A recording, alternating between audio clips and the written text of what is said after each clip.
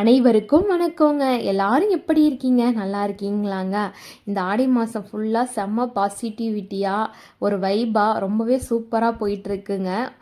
உண்மையாலுமே இந்த ஆடி மாதம் வந்து எல்லா பக்கமே ஒரு நல்ல பாசிட்டிவிட்டி, ஒரு நல்ல ஒரு வைபாக இருக்குங்க. ரொம்ப சூப்பராக இருக்குல்ல இந்த ஆடி மாதம். இன்றைக்கி நம்ம வீடியோவில் வந்து ரொம்ப ரொம்ப சூப்பரான விஷயங்கள் தான் இன்றைக்கி உங்களோட நான் ஷேர் பண்ணிக்க போகிறேன். வாங்க வீடியோக்குள்ளே போகலாம். ஒரு கஸ்டமர் வந்து ஒரு புடவை கொடுத்து 2 பொண்ணுங்களுக்கு 8 வயசில் ஒன்று 12 வயசில் ஒன்று மேக்ஸி ட்ரெஸ் வந்து கேட்டிருந்தாங்கங்க. கன்வெர்ட் பண்ணி கொடுத்தாச்சு.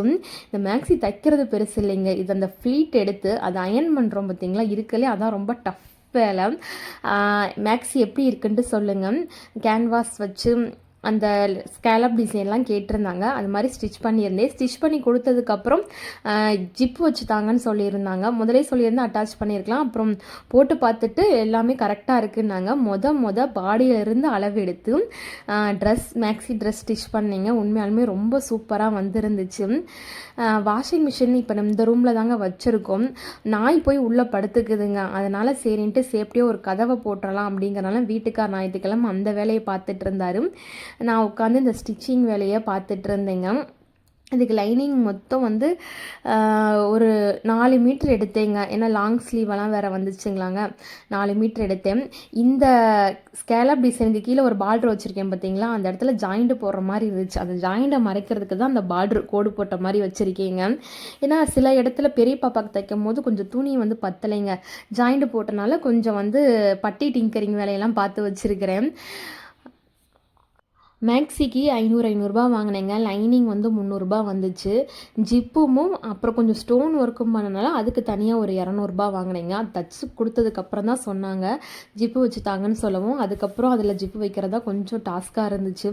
ஃபைனலாக முடித்து அவங்க கேட்ட டேட்டுக்கு முன்னாடியே கொடுத்தாச்சுங்க. நிறைய வீடியோவில் வந்து என்னோடய லைஃப்பில் நடந்த விஷயங்கள் தான் உங்களோட ஷேர் பண்ணியிருக்கேன். நிறைய பேர் மோட்டிவேஷனலாக இருக்குக்கா அப்படின்னு கண்டிப்பாக சொல்லியிருக்கீங்க.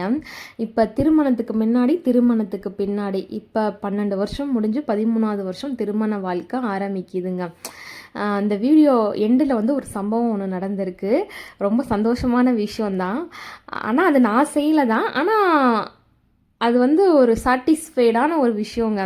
அது எப்படின்னு உங்களுக்கு வீடியோவில் போக போக தெரியும். இப்போ ஸ்டார்டிங்லேருந்து ஆரம்பிக்கலாங்க.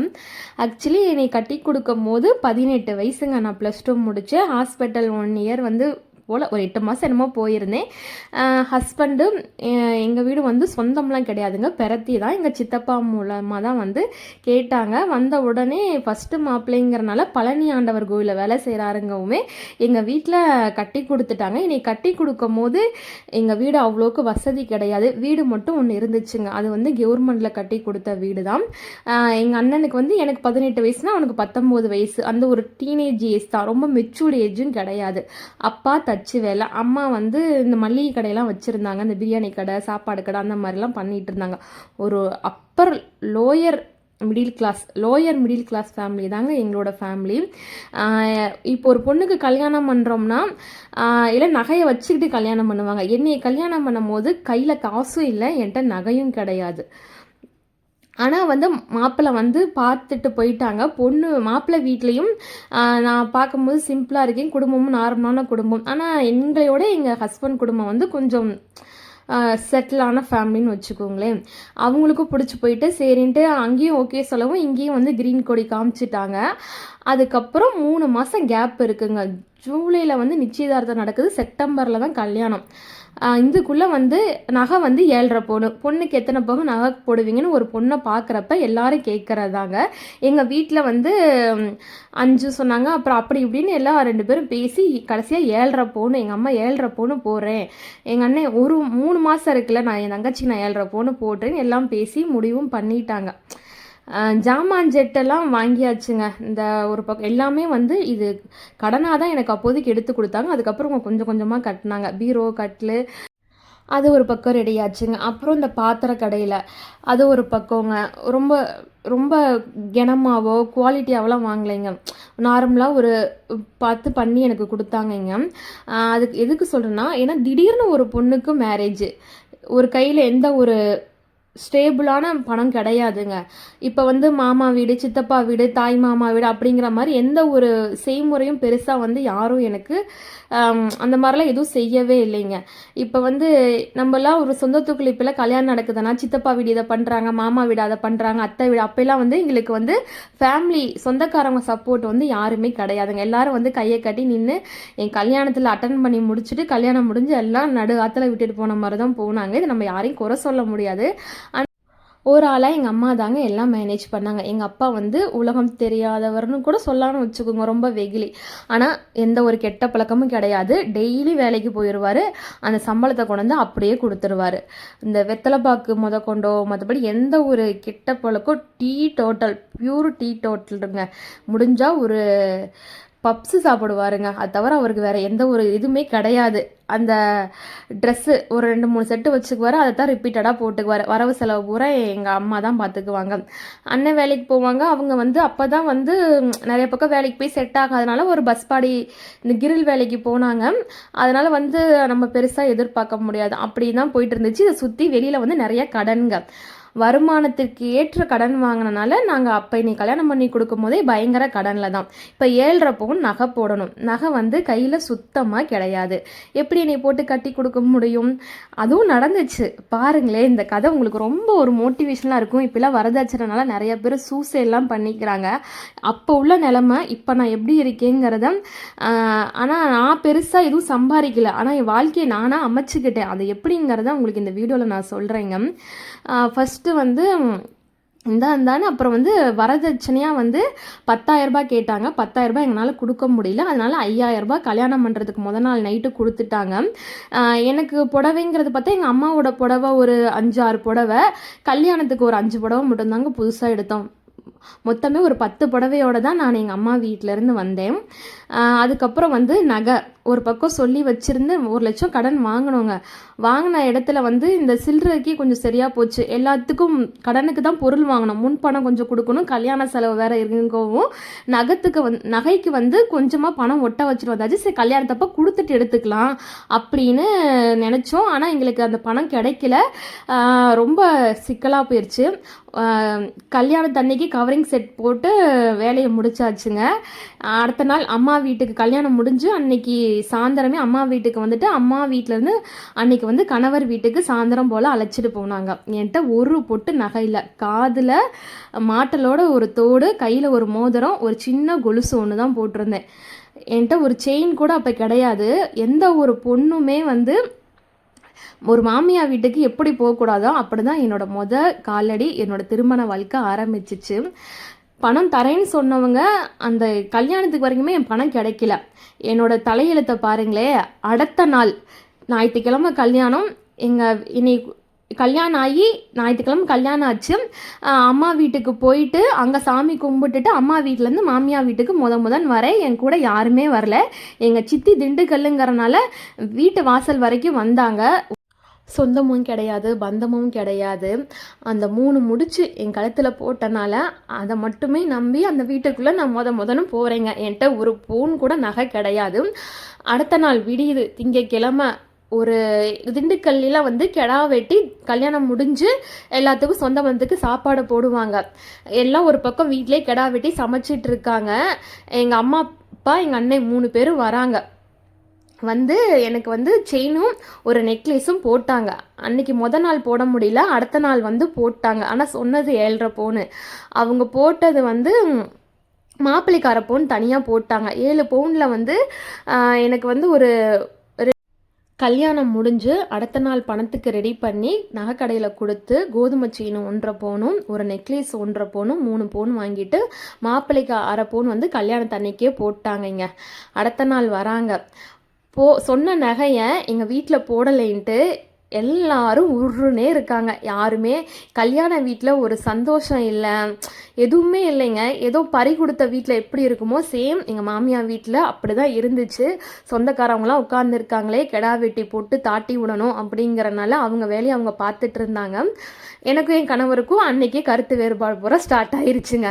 சொன்ன நகையை அவங்க வீட்டில் போடலை, என்ன சீர்வரிசை கொண்டு வந்து வச்சுருக்கிறாங்க, எல்லாம் தகடாட்டம் இருக்குது, நீ என்ன புடவை கொண்டு வந்திருக்கிற, ஒன்றுமே இல்லை அப்படிங்கிற மாதிரி ஆயிடுச்சு. அப்புறம் எங்கள் மாமியார் வந்து ஒரு 2 பவுன் செயின் போட்டிருந்தாங்க. புதுசு கல்யாணம் ஆனைக்கே வெறுங்கழுத்தோடு இருக்கியம்மான்னு சொல்லிட்டு அவங்க 2 பவுன் செயினை என் கழுத்தில் அது போட்டு விட்டாங்க. ஏன்னா வரவங்க முன்னாடி புது பொண்ணு பார்த்தாங்க இந்த பொண்ணு கையில் காலில் எவ்வளோ இருக்குன்னு பார்ப்பாங்க. அப்படிங்கலாம் அவங்க கழட்டி போட்டு விட்டாங்க. அப்படியே மெல்ல மெல்ல நாட்களும் நகர்ந்துருச்சுங்க. ஆனால் அவங்க சொன்ன வேண்டிய நகையை போடாதனால நிறைய கருத்து வேறுபாடெல்லாம் வந்துச்சு. அப்படியே மேனேஜ் பண்ணி வந்தாச்சுங்க. நான் எப்படிப்பட்ட ஆள்னாங்க, அந்த நிலைமையிலேயே மாமியார் வீட்டில் குப்பை கொட்டிட்டேன்னு வச்சுக்கோங்க. எங்கள் அம்மா வீட்டுக்கு தாலி பிரித்து கட்டி கூட்டிகிட்டு போனாங்க. போனவ என்ன பண்ணிவிட்டு அம்மா கஷ்டப்படுறாங்கன்ட்டு நகையை பூரா கொடுத்துட்டு வந்துட்டேங்க. இங்கே வந்து அந்து போச்சுன்னு பொய் சொல்லிட்டேன். தீபாவளிக்கு திருப்பி தரேன்னு இருக்காங்க. செப்டம்பரில் கல்யாணம் ஆச்சு, 10 நாளில் தாலி பிரித்து கட்டினாங்க. அக்டோபரில் தீபாவளி வந்துச்சுங்க. எங்கள் வீட்டில் மண்டே அந்து போச்சு நீங்கள் கொண்டு வந்திருக்க வேண்டியதானே அப்படிங்கிற மாதிரி. எப்படின்னா எங்கள் மாமியார் வந்து என்கிட்ட டைரெக்டாக சொல்ல மாட்டாங்க. என் கணவர்கிட்ட எல்லாத்தையும் பேசிடுவாங்க. அவர் வந்து என்கிட்ட மூஞ்சி தூக்கிட்டு சண்டை போடுவார். அப்புறம் வந்து பெரிய சம்பவம்லாம் நடக்கும் போது என்னை நிற்க வச்சு 3 முறை 4 முறை கிளாஸ் எடுப்பாங்க.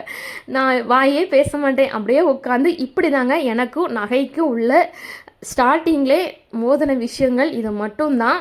என் வாழ்க்கையில் நிறைய வீடியோவில் சொல்லியிருப்பேன், எனக்குலாம் நகை மேலையில் ஆசையே இல்லை அப்படின்ட்டு. இப்போ ஏன் இந்த விஷயத்த சொல்கிறேன்னா, அப்போதைக்கு அம்மா வீடு ஸ்டேபுளாக கிடையாது. இப்போ வந்து அம்மா வந்து ஒரு 20,000 ரூபாய் சம்பளத்துக்கு வந்து வேலூரில் வந்து ஒரு சமையல் வேலைக்கு போகிறாங்க. பெரிய இடங்கிறனால அவங்களே வீடும் கொடுத்துட்றாங்க, தங்கும் வசதி, சாப்பாடும் கொடுத்துட்றாங்க. அம்மா வந்து கரூரில் இருந்தாங்க, இப்போ வேலூரில் இருக்காங்க. நல்லா சம்பாதிக்கிறாங்க. இப்போ வந்து பிள்ளைக்கு செய்யணும் அப்படின்னு நினச்சி அவங்க வந்து செய்கிறாங்க. ஆனால் வந்து ஏற்றுக்க மனப்பக்குவம் எனக்கு இல்லைங்க. ஏன் இதை நான் சொல்கிறேன்னா, சம்பவம்னு சொன்னேன் பார்த்தீங்களா, அது வரப்போகுது.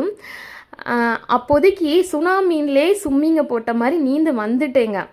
இப்போ என்னதான் இவங்க வந்து எனக்கு தங்கத்தையும் வைரத்தையும் கொடுத்தாலும் அந்த ஒரு நாள் வந்து என்றைக்குமே வாழ்க்கையில் ஈடுபடவே முடியாது. இப்போ வந்து அவங்க சம்பாரிச்சுட்டே இந்த 50,000 வச்சுக்கோ, வீட்டு செலவு பார்த்துக்கோ, இல்லை உனக்கு என்ன வேணுமோ பண்ணிக்கோ அப்படிங்கிற மாதிரி கொடுக்குறாங்க. அந்த காசை வாங்கி எனக்கு செலவு பண்ண மனசு வரலைங்க. அம்மா வந்து இப்போ ஒரு 8 மாதமாக அங்கே வேலைக்கு போயிட்டுருக்காங்க. இருந்து சில்லறை கடனை பூரா முடிச்சுட்டாங்க. பெரிய பெரிய அமௌண்ட் இப்போ அட்வான்ஸ் வந்து 30,000 வாங்கி சம்பளம் 20,000த்தோட 50,000 கொண்டு வந்து அப்பா ஞாயிற்றுக்கிழமை என் கையில் கொடுக்குறாரு. இந்தா நீங்கள் இன்னும் வந்து நீங்கள் போர் போட்டு 3 வருஷம் ஆகுது, மோட்டர் வாங்கினாலும் வாங்கிக்கோங்க, இல்லாட்டி கார் வாங்குறதுனால 50 ரூபாய்க்கு ஒரு செகண்ட் கார் வாங்கிக்கோன்னு சொல்லி கொடுத்துட்டாங்க. அம்மா வந்து கொடுத்துட்டாங்க. அது என்னோட காசு மாதிரி தாங்க. வீட்டுக்காரும் அதில் தலையிட முடியாது. அம்மாவும் நீ என்ன பண்ணாலும் சரின்ட்டு அந்த காசை கொடுத்துட்டாங்க. அந்த காசை நான் நினச்சிருந்தா என்ன வேணாலும் பண்ணியிருக்கலாங்க.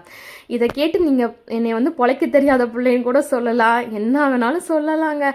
ஆனால் எனக்குள்ள மனநிலைமை என்னங்கிறத இதை சொல்லிக்கிறேன். நான் எப்போவுமே சொல்லுவேன், எங்கள் அம்மா என்னை கல்யாணம் பண்ணி கொடுத்துட்டு கஷ்டப்படும் போது எங்கள் அம்மா வீட்டை தான் நான் பார்த்தேன். போகிறப்பில்ல நகையை அந்த போட்டிருந்த மோதிரம் முதற்கொண்டுமே எங்கள் அம்மா வீட்டில் கழட்டி கொடுத்துட்டு வந்துடுறேன். இங்கே வந்து நான் அந்து போச்சு அப்படிங்கிற மாதிரி, தொலைஞ்சு போச்சுங்கிற மாதிரி சொல்லிடுவேன். அவங்களும் கொண்டு வந்து கொடுத்துருவாங்க. அந்த ஒரு எப்படி என்ன திருமண வாழ்க்கை போச்சுனாங்க, ஒரு திருவிழா ஒரு மாதிரி பிரச்சனையாக தான் போச்சுங்க. அப்புறம் தம்பி பிறந்துட்டா அப்படி இப்படின்னு எல்லாம் இங்கே வீக்காக இருக்கும் தெரியுமே. அப்புறம் அவங்களும் வந்து அந்த எனக்கான எதுவுமே எனக்கு கிடைக்கல, ப்ராப்பராக கிடைக்கல, வாழ்க்கையில் சந்தோஷம் எதுவுமே கிடைக்கல, எல்லாமே டவுன் ஆயிடுச்சு. ஏன்னா என்னோடய பேக்ரவுண்ட் வந்து பணமும் நகையும் ஸ்ட்ராங்காக இருந்திருந்தா அங்கே நல்லா நான் வாழ்ந்திருப்பேன். அதெல்லாம் டவுன் ஆயிடுச்சுங்க. ஆனால் இப்போ நான் ரொம்ப சந்தோஷமாக இருக்கேன். சொல்கிறேன், அந்த மாதிரி சூழ்நிலையெல்லாம் கடந்து வந்து இப்போ வந்து அம்மா நான் செய்கிறேன்னு வராங்க. சத்தியமாக இதை என்னால் ஏற்றுக்க முடியல. அதனால் அந்த 50,000 வந்து எங்கள் அப்பா தான் கொண்டு வந்தார். அவருக்கு 3 கிராமுக்கு 1 மில்லி கம்மியாக 50,000 ரூபாய்க்கு வந்து நான் ஒரு மோதிரம் எடுத்து கொடுத்துட்டேங்க. இது வந்து அவங்க காசு தான். வாட்ஸ்அப்பில் ஸ்டேட்டஸ் வச்சுனாங்க, எல்லாம் நான் எடுத்து கொடுத்ததான் நினச்சிக்கிட்டாங்க. இந்த வீடியோ பார்த்தா உங்களுக்கு புரியும்னு நினைக்கிறேன். அந்த 50,000 என்ன வேணாலும் நான் பண்ணியிருக்கலாம். நான் கூட போயிட்டு ஒரு மாட்டலோ இல்லை ஒரு ஏதோ ஒன்று எடுத்துருந்துருக்கலாம். ஆனால் எனக்கு அந்த மாதிரி ஆசை கிடையாது. வீட்டுக்காரு அவங்க சம்பாரித்த காசு, அவங்க உழைப்பு நமக்கு வேண்டாப்பா. இதே வீட்டுக்காரு 10 வருஷத்துக்கு முன்னாடி நீ பணம் வாங்கிட்டு வந்தால் தான் உன்னோட குடும்பம் நடத்துவேன்னு சொன்ன வீட்டுக்காரும் இவரே தான். இப்போ வந்து அவங்க காசு எனக்கு வேண்டாப்பா, அது அவங்க உழைப்புன்னு சொன்ன வீட்டுக்காரர் இதே தான். இதுக்கிடையில் 12-13 வருஷம் என்னோட போராட்டங்க.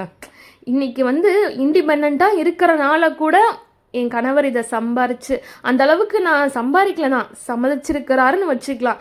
அவருக்கு இப்போ மைண்ட் செட் என்னன்னா, நமக்கு வயசு இருக்குது, நம்ம சம்பாரிச்சுக்கலாம், இன்னும் அவங்க காலம் கொஞ்சம் காலம்தான், அவங்க சம்பாதிக்கிறது அது அவங்க சேஃப்டி பண்ணிக்கட்டும், நம்ம வந்து படிப்படியாக முன்னேறிக்கலாம். எனக்கு ஒரு வைராகியம் இருக்குங்க. எது பண்ணதாக இருந்தாலும் நானே என் கணவர் சம்பாரித்து நிலைநாட்டி நம்ம பண்ணணுங்கிற மாதிரி எனக்கு ஒரு இப்போ ரொம்ப நாளாக ஒரு ஆசை. அதனால தான் ஒரு 100 ரூபா 50 ரூபா அப்பயும் சரி இப்பயும் சரி கிடைச்சாலும் எந்த வேலையுமே விட மாட்டேன். கருவேப்பிலை பொடியில் 100 ரூபா கிடைக்குதா, எண்ணெயில் ஒரு 100 ரூபா கிடைக்குதா, எந்த வேலையில் கிடைக்கிறாலும் அந்த வேலையை விடாமல் நான் செஞ்சு ஏதோ வீட்டு செலவை நான் பார்த்துட்டா கூட அவர் சம்பாதிக்கிறத வந்து பெரிய செலவை பார்த்துக்கலாம். இன்னமும் வந்து இந்த தரையெல்லாம் இடிஞ்சுதான் கிடக்குது. இன்னும் மோட்டருக்கு போரும் வாங்கலைங்க, சாரிங்க போருக்கு மோட்டரும் வாங்கலை. இப்போ தண்ணி வந்து ரொம்ப செலவாகுதுங்க. முதல்ல ஆற்றுல துணி துவைக்கும் போது மூட்டை முடிச்செல்லாம் கட்டிட்டு போயிடுவாங்க. இப்போ ஆற்றுக்கு போய் 3 வருஷம் ஆகுதுங்க கிட்டத்தட்ட.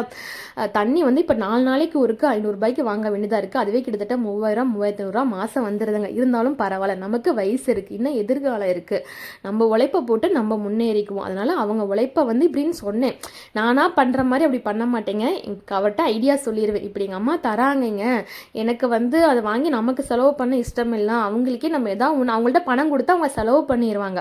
இப்படி மோதிரமாக எடுத்து கொடுத்தா நாளைக்கு அந்த வேலை முடிஞ்சு அவங்க ஒரு வாடகை வீட்டுக்கு போகிறதுக்கு பதிலாக அந்த மோதிரத்தை ஒரு அடமானம் வச்சு கூட ஒரு போக்கியத்துக்கு வீடு கொடுத்து மேலே இருந்துக்கலாம். நாளைக்கு ஏதாவது ஒன்று ஒரு செட்டு போடுறாங்கன்னா அண்ணன் வீட்டில் அப்படிங்கிற மாதிரி அவங்களுக்கு ஏதாவது ஒன்று ஃப்யூச்சருக்கு ஆயிக்கும் அப்படின்னு நான் சொன்னேன். சரி என்ன நல்லது தான் அப்படின்னு சொல்லி அப்பா வந்த உடனே இது அம்மாவுக்கும் தெரியாது அப்பாவுக்கும் தெரியாது. எங்கள் அப்பாவுக்கு வந்து எனக்கு தான் மோதிரம் எடுக்க வராங்கன்னு அவருக்குமே தெரியாது. அங்கே போய் பொம்மையாட்ட உட்காந்துருந்தோம், ஒன்று ஒன்றா போட்டு பார்க்க சொன்னோம், போட்டு பார்த்தாரு. எனக்கு வந்து நிறைய மோதிரம் போட்டு பார்த்தவங்க, அவருக்கு ஃபிட்டிங் கரெக்டாக இருக்கணுங்கிறனால கடைசியாக ஓம் குட்டி வேல் அந்த மோதிரம் ரொம்ப சூப்பராக இருந்துச்சு. அந்த மோதிரம் பிடிச்சிருக்குன்னு அதுலேயே நின்று கடைசியாக அந்த மோதிரமே, ஏன்னா நம்ம கையில் கூட போட்டெல்லாம் எடுக்க முடியாதுங்க. அதே மாதிரி கொடுத்த காசுக்கு முழுசாக எடுத்து கொடுத்துடணும்.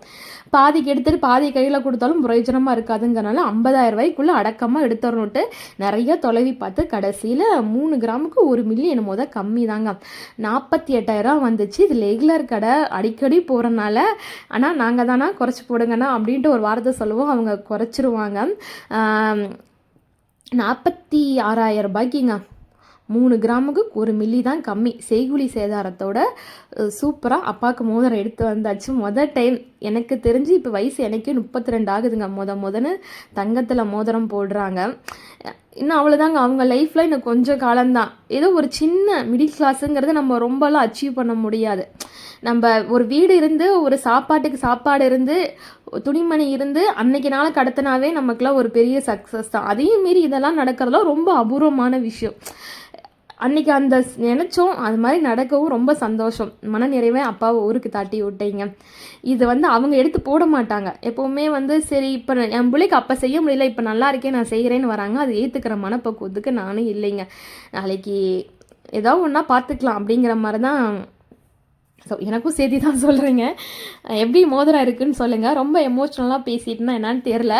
ஏன்னா இப்போ வரதட்சணையிலே நிறைய விஷயங்கள்லாம் நடக்குதுங்க. வரதட்சணையே இந்த எதுக்கு ஆரம்பித்தாங்கன்னா, அந்த பொண்ணு காலம்பூரா இருக்கிறா, அதனால் வந்து அவளுக்கான துணிமணி நகை நட்டு பெற்றவங்க பொண்ணையும் கொடுக்கறது இல்லாமல் சேர்த்தி கொடுக்கணும். ஏன்னா பையன் சைடு கஷ்டப்பட்டுறக்கூடாது, ஏன்னா காலம்பூரா வச்சு காப்பாற்றுறவன் அப்படிங்கிற மாதிரி காப்பாற்றுறவங்க அப்படிங்கிற மாதிரி பெரியவங்க முன்னோர்கள் அது மாதிரி உருவாக்கி வச்சுட்டாங்க. இந்த காலகட்டத்தில் வரதட்சணைன்னு போகாமல் பொண்ணை மட்டும் பார்த்து, ஏன்னா இப்போ பெண்களுமே இண்டிபெண்ட்டாக சம்பாதிக்க வந்துட்டாங்கங்க.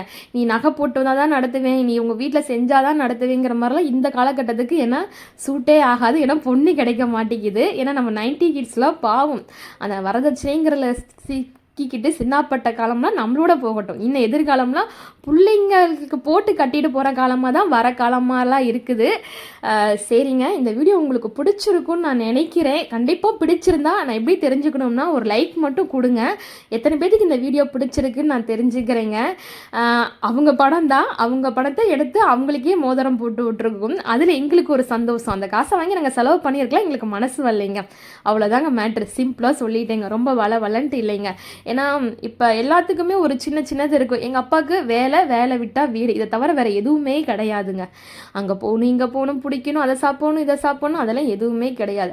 அப்படிப்பட்ட மனுஷனுக்கு இன்றைக்கி சும்மா கையில் ஒரு தங்கம், சும்மான்னு சொல்ல முடியாதுங்க, ஒரு தங்கம் தொட்டிருக்காருங்கும் போது அது என்னமோ நான் சம்பாரித்து எடுத்து போட்ட மாதிரி எனக்கு ஒரு சாட்டிஸ்ஃபைடு. நம்ம அந்த வேலை இந்த வேலைன்னு செய்யும் போது நம்ம நல்லா சம்பாரிச்சா கண்டிப்பாக எல்லாத்துக்கும் செய்யணுங்கிற மாதிரி பெண்கள் மனசு எல்லாத்துக்குள்ளேயும் ஆழமாக ஒரு ஆசை இருக்குங்க. ஆனால் என்னால் முடியல. ஆனால் எனக்கானதை எனக்கு வேணான்னு திருப்பி செஞ்சதில் எனக்கு ஒரு சோல் சாட்டிஸ்ஃபைடுங்க. பெற்றுட்டோம் கட்டி கொடுத்துட்டோம் அப்படிங்கிற மாதிரி இல்லாமல் இந்த ஒரு டைலாக் இப்போ இடையில கேள்விப்பட்டேங்க. நமக்காக வந்தவர்கள் இல்லை, நம்மால் வந்தவர்கள். லோயர் மிடில் கிளாஸ் ஃபேமிலியில் ஒரு பொண்ணை ஒரு இடத்துக்கு கல்யாணம் பண்ணி கொடுக்கும் போது கண்டிப்பாக மாப்பிள்ளை வீட்டு சைடு இதை எதிர்பார்க்குறாங்க. முன்னோர்கள் இது முதலீட்டுக்காண்டி சொன்னாங்களா என்னமோ தெரியல. இப்போ நம்ம ஒரு பக்கம் கட்டி கொடுத்தா அதை அவங்க நகையை வச்சு எதுவும் பண்ண போகிறதில்ல. நாளைக்கு கணவன் மனைவியாக அவங்க குடும்பம் நடத்தும் போது அந்த குடும்பத்துக்கு அந்த பொண்ணு போட்டு வர நகை பணம் உதவும் நினச்சி அந்த ஒரு வரதட்சணைன்னு ஒன்று வச்சாங்களா என்னமோ தெரியல.